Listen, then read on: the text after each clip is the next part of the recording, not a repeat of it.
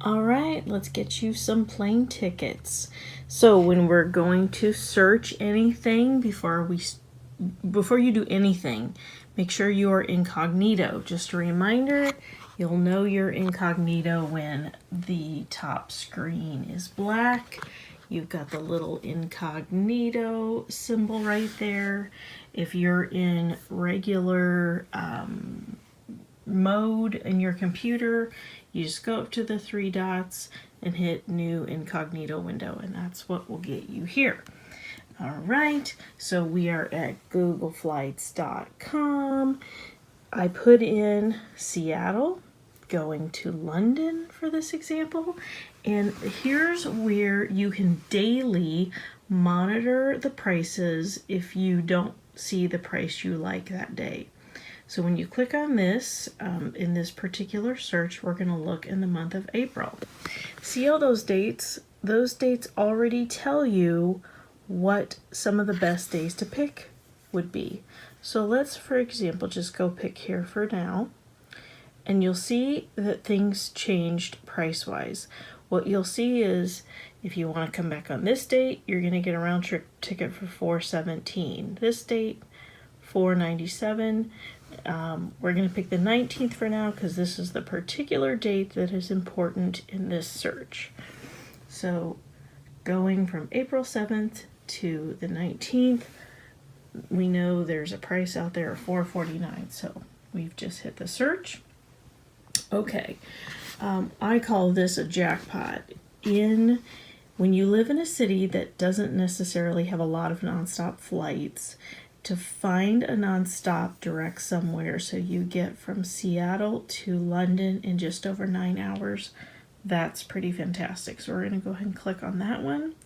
And then look at that, another jackpot, a nonstop coming back. So it looks like through Norwegian Air, there is a direct going there and back for $449 a person. And it does tell you that you would have to book your tickets separately. So if you hit the select button, it says you can confirm the price on the website and book the tickets book each ticket separately, but one right after the other. So that's what you would want to do.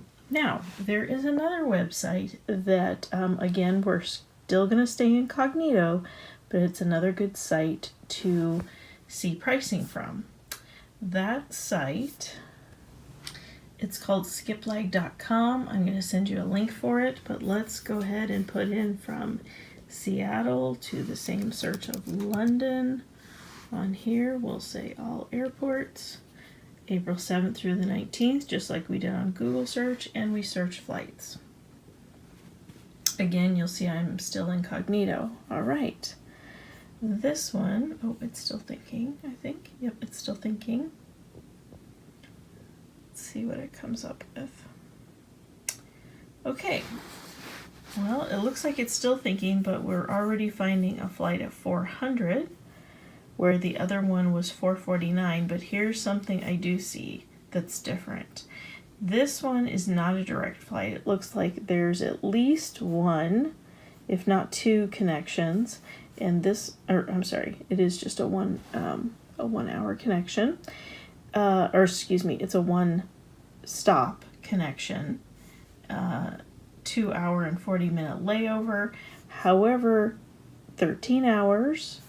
So that's 4 hours longer, but it is $50 cheaper. So that's where you've got to say, okay, is it worth the extra time I have to do as well as on and off planes to go with this one, or is it better to pay a little bit more and have the direct? Now, if it were me, I would pay for the direct. I would pay the little bit more. I like convenience. I don't like getting somewhere, landing, starting again, and knowing I could have been there 4 hours earlier. But let's say you do want to save the money.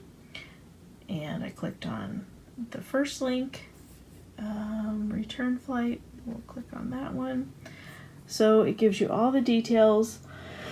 You can book directly through this site.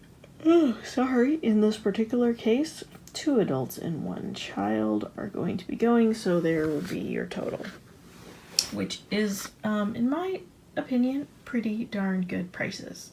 Now, you can come back each day and be checking prices. Again, incognito, same searches.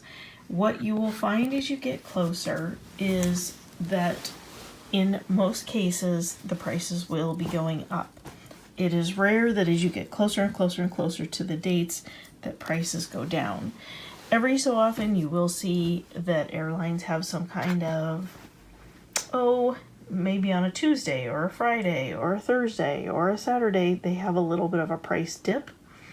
But if you are comfortable with the prices you are seeing, my suggestion is to go ahead and get it booked, so then you can be worrying about the rest of your trip and getting those details booked. Speaking of those details, this particular Skiplagged site also has really good hotel rates or hotel options. Good way to look for those.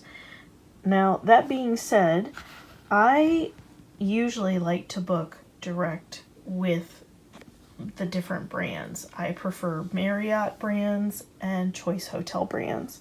I also like booking direct through the brand because you get the rewards points, as well as typically I find the brand going direct is the least expensive route.